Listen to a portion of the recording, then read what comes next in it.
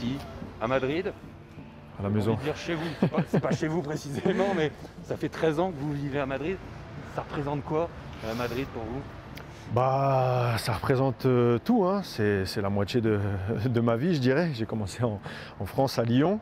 Puis depuis, voilà, j'ai grandi, je suis devenu un homme ici, je dirais. Donc voilà, ça représente un peu tout. Je me sens comme à la maison ici en Espagne. C'est un super pays.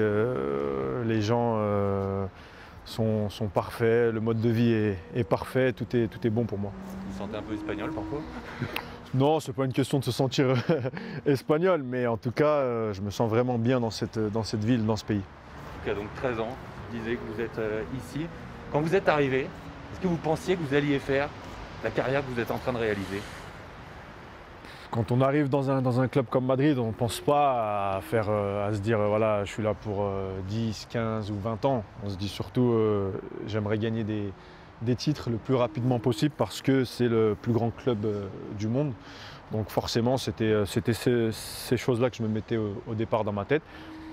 Mais après, moi je suis quelqu'un qui aime durer là où je suis. Comme je l'ai fait à Lyon, j'ai commencé à 8 ans jusqu'à professionnel. Donc au moment où j'ai signé à Madrid, c'était sur la durée dans ma tête.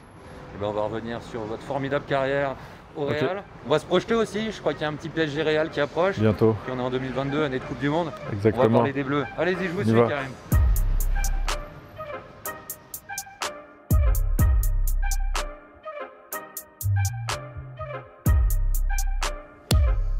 Karim, on parlait donc de vos 13 saisons au Real Madrid. Est-ce que vous retournez parfois sur ces 13 saisons? Des fois, mais ça va vite en fait. J'ai le souvenir de ma présentation, mon premier match, et après, ça va super vite en fait. Je me rappelle des entraîneurs, ouais, ça va trop vite. Et vous pouvez vous arrêter sur quelles images? C'est les victoires en Ligue des Champions principalement qui vous ont marqué? Les titres en Liga aussi? Ouais, mon premier titre en Liga aussi. Le fait d'avoir travaillé avec des entraîneurs comme Mourinho, Ancelotti lors de sa première étape, Zizou. Donc ça va vite et il y a les victoires en Ligue des Champions, bien sûr. Et si je vous dis juste une image, c'est quoi la première qui vient? Présentation à Bernabéu. Première fois que je suis présenté voilà, devant les supporters et le rêve qui se réalise. Et aujourd'hui, vous êtes parmi les 10 joueurs qui ont le plus porté le maillot du Real Madrid et le seul qui n'est pas espagnol. Ça veut dire quelque chose, ça? Ça déjà, c'est une grande fierté.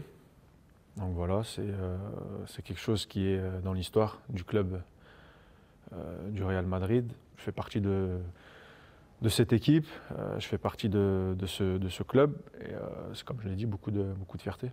Et vous allez bientôt dépasser Di Stefano pour devenir le 3e meilleur buteur de l'histoire du Real Madrid. Ensuite, il y aura Raúl que vous dépasserez aussi sans doute. On va beaucoup parler de records aujourd'hui, mais il représente quoi aussi ce record-là? Dès que je suis arrivé à Madrid, on m'en parlait. Je voyais ça tellement loin et pas comme un objectif. Parce que, après, voilà, les records, ça vient, ça dépend de ce que tu vas procurer sur le terrain, ce que tu vas faire. Et moi, j'aime pas me mettre un objectif comme quoi je dois rattraper un tel ou un tel. Je sais que si je fais le boulot et ce que je dois faire sur un terrain, forcément, je vais rattraper. Mais aujourd'hui, d'être proche de ces légendes, ça montre tout le travail, le bon travail que j'ai fait à Madrid et que je continue à faire.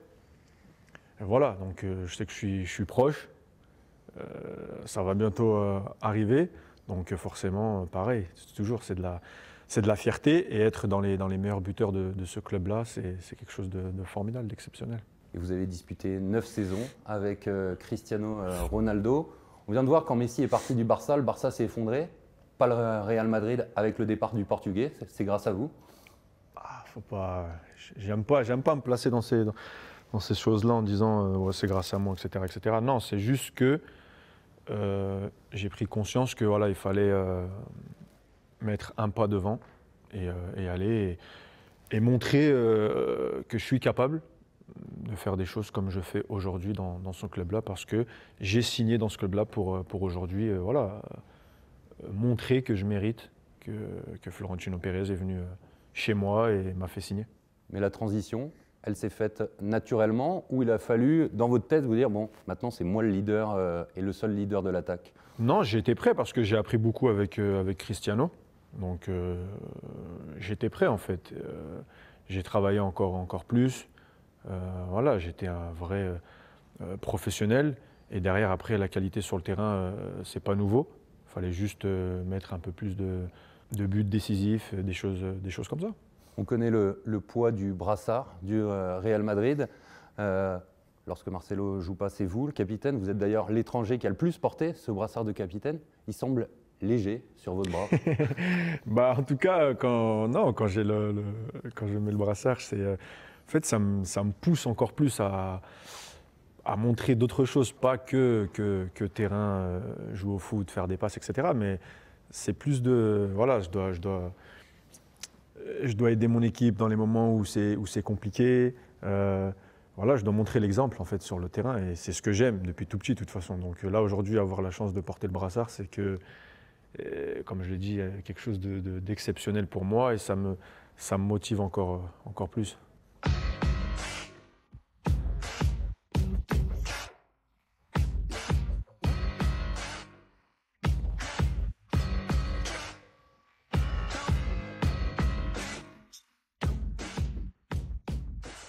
Vous avez retrouvé Carlo Ancelotti 6 ans après son départ. Est-ce qu'il a changé? Franchement, non. Non, toujours le même, toujours envie de gagner, toujours. Voilà, c'est un entraîneur qui a la classe, qui connaît le football, qui a gagné beaucoup de titres et qui nous apporte cette sérénité aussi. Après les départs de Varane et de Ramos, est-ce que vous avez craint que le Real soit affaibli ou est-ce que finalement il est toujours aussi fort ce Real Madrid? Forcément, quand tu perds deux défenseurs comme ça, c'est toujours compliqué, tu te poses des questions. Mais après, avec l'arrivée de Alaba, que je connaissais déjà, je savais qu'il allait faire le boulot parce qu'il fait partie des meilleurs défenseurs au monde. Militao, qui est aujourd'hui très très fort. Après, on a d'autres joueurs aussi comme Nacho, qui est là. Il y a Valero aussi, un autre un peu plus jeune. Donc on a une très très bonne défense et aujourd'hui ils montrent qu'ils peuvent voilà, rivaliser avec n'importe qui. Et votre milieu de terrain? Quand on regarde les âges, ils sont peut-être un peu vieillissants, mais ce trio Casemiro, Kroos, Modric, est-ce que c'est pas le meilleur milieu de terrain au monde? Puis la stabilité que ça apporte au Real? Bon, en tout cas, vu les prestations qu'ils font, on peut se le dire. De toute façon, ils ont beaucoup d'expérience, ils se connaissent, c'est des grands joueurs. Après, on a aussi Valverde qui rentre et qui fait des matchs exceptionnels. Camavinga qui est jeune et qui va être très très bon. Donc on a une stabilité au milieu de terrain, mais on a aussi des joueurs qui sont sur le banc et qui rentrent et qui font la différence. Mais ces trois-là, c'est sûr que je n'ai pas besoin de les présenter. De toute façon, ils font partie des meilleurs milieux de terrain au monde.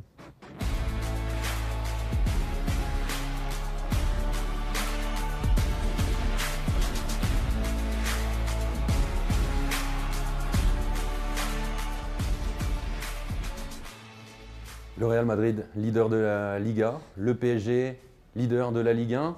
Il approche ce choc, ça vous excite? Ça approche, c'est un match de Ligue des Champions. On sait que les matchs de Ligue des Champions, c'est toujours compliqué. On aurait aimé toucher un autre adversaire. Malheureusement, on touche Paris. Mais de toute façon, dans ce genre de confrontation, ça se joue à rien. Donc nous, on est prêts.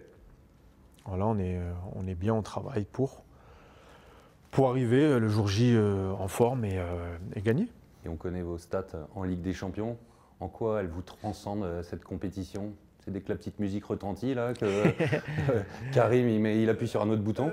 Non, mais c'est vrai qu'il y a une histoire avec la Ligue des Champions, mais après, ouais, c'est des matchs où où je dirais c'est tout ce qu'il y a autour en fait, et ça met une autre pression qu'en championnat par exemple. Mais voilà, c'est plus la pression. Donc j'espère être bien ce jour-là. Néanmoins, aucune des deux équipes ne doit être très contente du tirage au sort. Dès les huitièmes, un PSG Real, deux favoris pour la victoire. Non, je pense pas. Eux comme nous, je pense pas. Mais après, de toute façon, Pour aspirer à gagner la Ligue des Champions, il faut battre toutes les équipes. Donc que ce soit en huitième ou en finale, tu dois passer par ce genre de match-là. Ça va être un match très compliqué contre une très grosse équipe. Mais voilà, on verra le jour J. Affronter Kylian Mbappé, qui est devenu votre partenaire en équipe de France, est-ce que ça rend cette confrontation encore plus spéciale? Plus spécial parce que vous êtes les deux meilleurs attaquants français actuellement. Parce qu'on s'aime bien, parce que plein de choses, c'est sûr. Mais ouais, ça va être spécial. Ça va être spécial parce qu'on va jouer l'un contre l'autre. On verra ce qui se passe sur le terrain. Moi, je suis pour gagner, je pense que lui aussi. Et voilà, ça va être un bon match. Et avec Sergio Ramos, est-ce que ça va être spécial de le croiser? Peut-être pas l'affronter, il joue peu actuellement. Est-ce que ça va être spécial de recroiser votre ancien capitaine? Bien sûr, c'est une légende. Hein. Donc, j'ai joué 12 saisons avec lui. Donc, forcément, ça va être spécial. Après, pareil, hein, s'il joue, tant mieux pour lui. Ça va être un match difficile.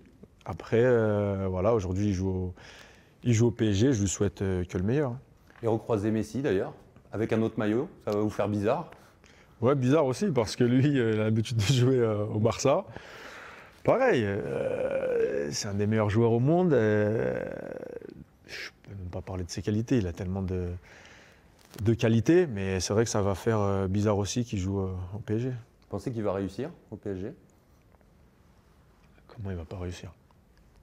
C'est juste un temps d'adaptation. Mais comme je le dis, parce que c'est à chaque fois pareil, c'est parce qu'il ne marque pas beaucoup de buts. Mais après, regarde ce qu'il fait sur le terrain, le mec. Et de toute façon, on ne peut pas critiquer un joueur comme ça. Celui qui critique Messi, c'est qu'il n'a rien compris au foot, en fait. Est-ce que vous vous souvenez de votre dernier match face au PSG? 2019, un doublé. À la maison, on a fait 2-2. On a pris 2 buts en fin de match.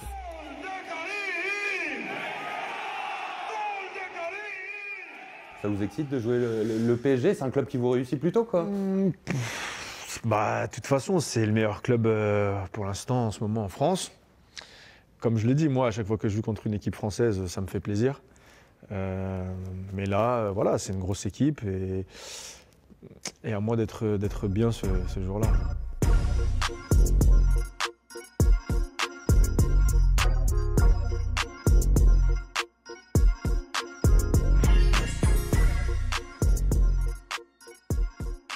Karim, vous venez donc d'être sacré joueur français de l'année pour la 4e fois de votre carrière. Ça faisait un moment, ça représente quoi? Ça représente beaucoup de choses. Je suis fier. Surtout, c'est dur d'aller chercher chaque fois ce titre-là. C'est tout ce que j'ai fait cette saison. Donc voilà, très, très content et très fier de ce trophée. Et l'objectif, c'est d'égaler Thierry Henry, qu'il a gagné lui 5 fois. D'ailleurs, vous dépassez tous ses records hein, actuellement, au pauvre Thierry Henry. Non, j'ai même pas ça en fait dans ma tête. En tout cas, c'est à chaque fois de réussir des grosses saisons, d'apporter pour mon club, pour mon équipe nationale. Et puis voilà, après, les trophées viennent. Et vous dépassez aussi le nombre de buts marqués en carrière. C'est un record de Thierry Henry. Ça vous fait quelque chose de dépasser? C'est une légende, lui aussi, Thierry Bien sûr, Henry. c'est une légende. Non, mais Thierry Henry, c'est une légende. C'était, même si moi j'ai grandi avec Ronaldo, Thierry Henry, attaquant après Ronaldo, c'était Thierry Henry. Donc forcément, c'est une légende. Après, de dépasser au nombre de buts, bien sûr, ça fait toujours plaisir de rattraper des attaquants comme ça. Mais après, voilà, c'est le football, c'est comme ça. Mais j'ai beaucoup de respect pour ce genre de joueurs. Et vous vous rendez compte que vous êtes devenu une légende? Moi, en tout cas, j'essaye et j'écris mon histoire, que ce soit en équipe de France ou au Real.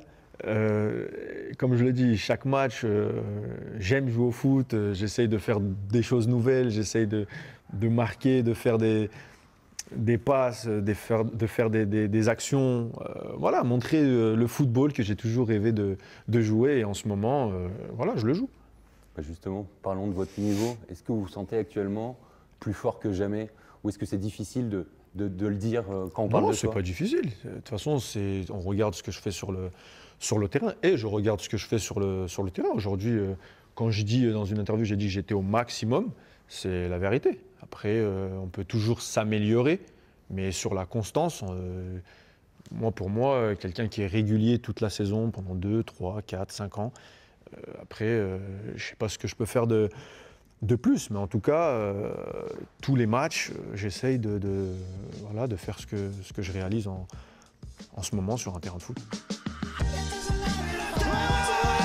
Le doublé pour Karim Benzema.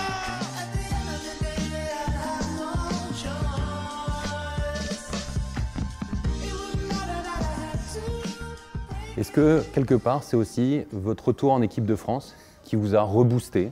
On a l'impression que vous êtes encore plus fort depuis que vous êtes revenu en bleu. Est-ce qu'il y a une coïncidence? L'équipe de France, c'est sûr que ça m'a permis aussi d'aller plus haut encore, de montrer encore plus de choses, parce qu'on sait que l'équipe nationale, déjà, c'est des gros matchs à chaque fois, il y a beaucoup de pression, donc forcément, ça me permet aussi d'être encore plus fort. Et les Bleus, ils vous ont forcément manqué. Donc quand vous revenez à Clairefontaine, en mai dernier, vous ressentez quoi ce jour-là? Lorsque le sélectionneur dit mon nom, il y a eu beaucoup d'émotions. Après, je connaissais Clairefontaine, mais de revenir, c'est des émotions, je dirais, au fond de moi, etc. Voilà, ça m'a. Je ne vais pas dire que c'était bizarre, mais voilà, j'avais beaucoup d'émotions en fait. Et des émotions, j'imagine que vous en avez aussi ressenti avec l'accueil des supporters qui a été exceptionnel. Est-ce qu'il a été même au-delà de vos espérances? Non, je savais en fait.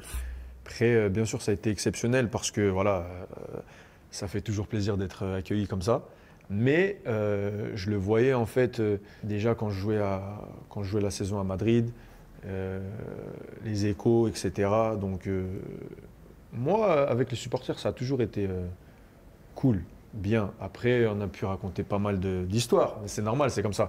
Mais en tout cas, mon retour en équipe de France, je ne vais pas dire que j'appréhendais, parce que non, mais j'étais surtout content et de voir comment ça va se passer. Parce que je savais au fond de moi que les supporters déjà, ils m'attendaient et ils voulaient que je revienne depuis un moment. Je me souviens de deux images.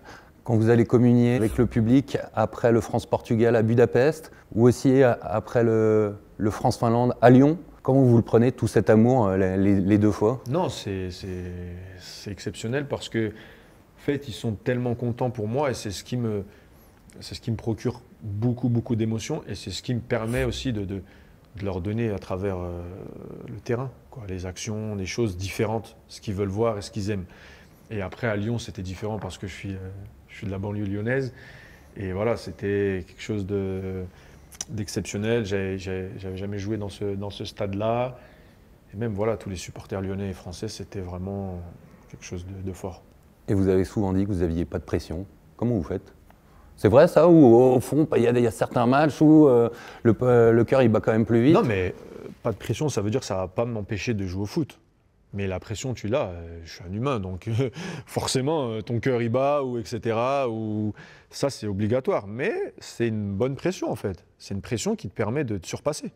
Et moi, c'est ce que voilà, j'aime cette pression-là. Je suis heureux en fait. Je peux pas avoir la pression de tenter quelque chose, de frapper ou de dribbler. Donc c'est au contraire. Il faut faire quelque chose. L'année des Bleus, elle a été contrastée en termes de résultats. Il y a eu la déception à l'Euro, la victoire en Ligue des Nations.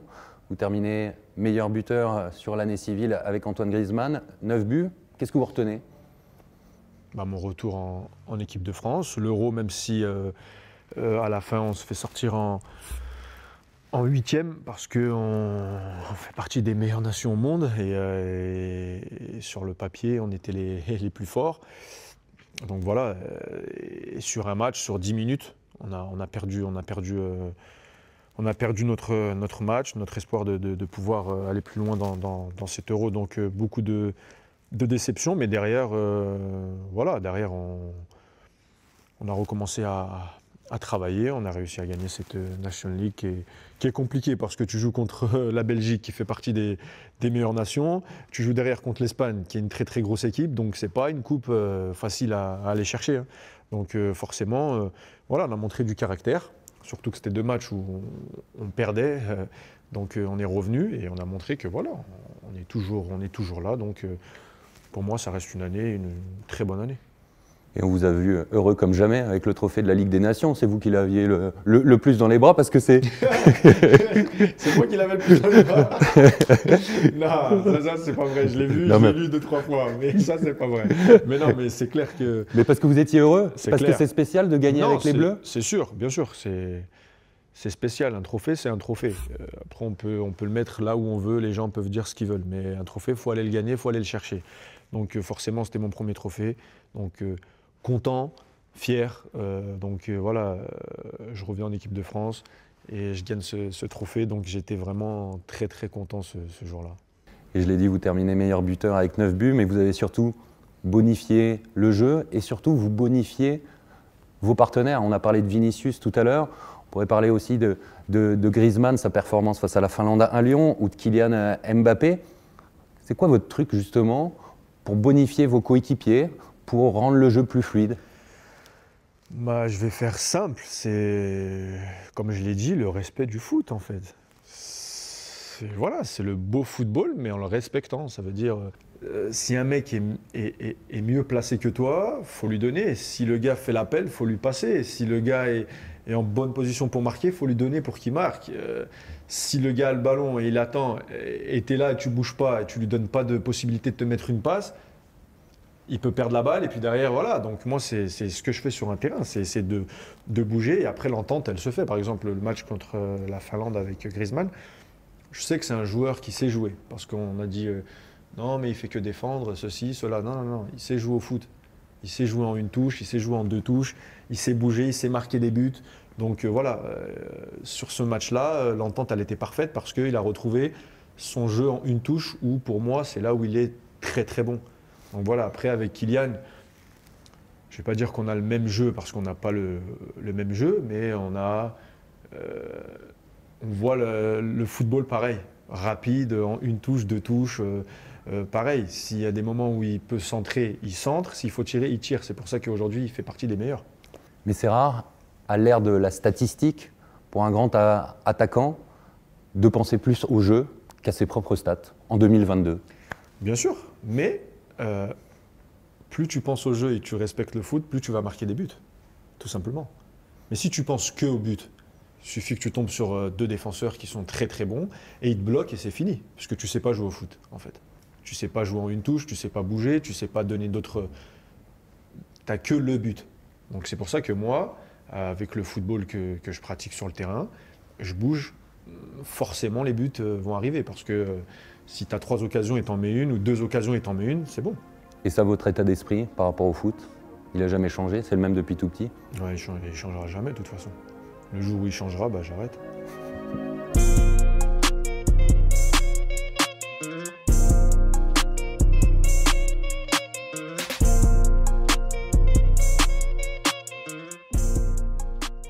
On est donc en 2022, année de Coupe du Monde. C'est encore loin, c'est dans 10 mois. Est-ce que vous y pensez déjà tous les jours? C'est dans un coin de ma tête. Après, j'y pense pas tous les jours parce que j'ai une grosse saison à faire avec mon club. Mais déjà, on s'est qualifié. Mais c'est dans un coin de ma tête et arrivera le jour où j'y penserai de plus en plus. Et participer à une 2e Coupe du Monde, 8 ans après la première, au Brésil, en 2014. C'est l'objectif principal de votre saison? Bien sûr, c'est mon objectif, faire une grosse saison avec Madrid et après pouvoir être sélectionné en équipe de France pour la Coupe du Monde. C'est un objectif, bien sûr. Et la France fera forcément partie des favorites. Est-ce que vous pensez qu'on a les moyens? On peut aller décrocher cette 3e étoile? Bien sûr, la France est favorite parce que vu le talent qu'il y a, l'histoire, tout ça, c'est obligé en fait. Tu es obligé de les mettre en favori de la France. C'est obligatoire. Mais après, il faut savoir où on veut aller, ce qu'on doit faire sur le terrain pour arriver le plus loin possible. Parce que qualité sur le terrain, ce qu'on montre tous en club ou en sélection, on montre qu'on peut être les meilleurs. Mais après, chaque match est très très compliqué et très difficile. Et après, c'est plus le papier qui parle, c'est ce que tu montres sur le terrain et ce que tu dois faire. Mais confiance absolue en ce groupe. C'est le trophée ultime pour vous? C'est le plus beau trophée du foot? Elle est belle en plus cette coupe. Ouais, pour une équipe, ça représente tout en fait. Coupe du Monde, voilà. On a la Champions League qui est la Coupe du Monde un peu des clubs, mais Coupe du Monde ultime, c'est le plus beau trophée. Il y a un autre trophée qui est assez joli, c'est le Ballon d'Or. L'année 2021 s'est terminée par votre 4e place. C'est votre meilleur classement au Ballon d'Or. Qu'est-ce que vous en retenez? Est-ce que vous avez été déçu de ne pas le remporter ou est-ce que c'est déjà beau d'être 4e? Comme je dis depuis tout petit, 4e, 3e ou 2e, c'est pareil. Ou 30e, c'est la même chose. Le plus important, c'est de le gagner. Mais après, voilà, non. Déjà terminer 4e, c'est très bien. Je pense, de ce que j'ai pu entendre et voir, il me manquait des trophées. Trophées collectifs. Donc voilà, après, sur un plan, ce que j'ai montré sur le terrain, comme je l'ai dit, je ne peux pas faire plus. Donc voilà, mais ça reste un objectif. Et en tout cas, chaque saison, j'essaierai, en tout cas, je ferai mon possible pour être mieux que ce que j'ai fait l'année dernière. Vous pensez qu'on accorde trop d'importance au palmarès de l'année, qu'on devrait juste récompenser le meilleur footballeur? Ça dépend en fait, parce que des fois c'est le palmarès, des fois c'est le nombre de buts, ça change chaque année en fait. Ballon d'Or pour moi c'est quelqu'un qui marque des buts, qui fait marquer, dans les moments difficiles qui est présent, qui porte son équipe. C'est plein de choses comme ça, c'est pas spécialement ou marquer des buts, ou je ne sais quoi, ou gagner que des trophées. C'est un mix de tout ça. Comportement sur le terrain, l'image du terrain, c'est tout qui va avec en fait. Mais c'est pas que des buts. Mais bon après, c'est pas moi qui donne les ballons d'or. Hein. Mais si vous gardez votre niveau actuel, en 2022, il est pour vous? C'est l'objectif? Pourquoi pas? Pourquoi pas si on va se fixer des objectifs, même si moi je suis pas dans ce truc-là de me dire cette année-là il faut que je le gagne. Mais en tout cas, moi, j'ai rien à me reprocher sur ma saison. Et là, comme j'ai commencé ma saison, je vais continuer. Je vais tout faire pour gagner des trophées. Et après, on verra au final ce qui se passe. On est encore en période de vœux. Pour terminer, qu'est-ce qu'on peut souhaiter à Karim Benzema pour 2022? Allez, la liste peut être longue. Hein. On va dire la santé. Déjà, la santé, que je suis en très bonne santé. Après, le reste, je ferai le taf sur le terrain. Ce sera le mot de la fin. Merci Karim. Merci.